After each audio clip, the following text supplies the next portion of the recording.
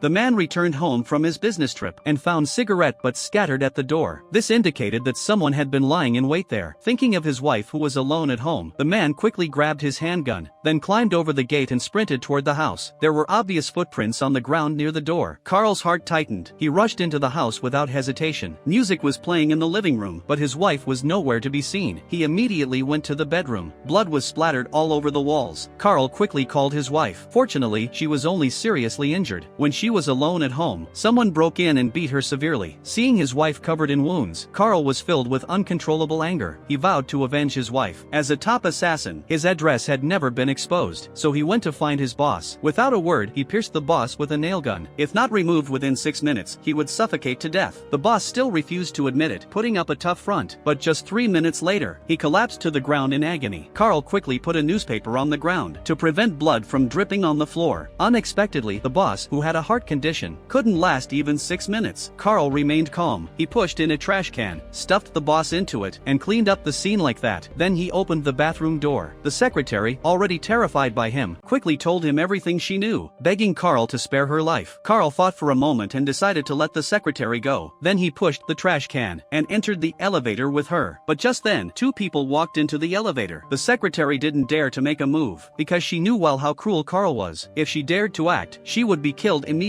The secretary took Carl back to her home, where they found the order to assassinate him. Having obtained what he wanted, Carl got up to leave, but he still had one more thing to do.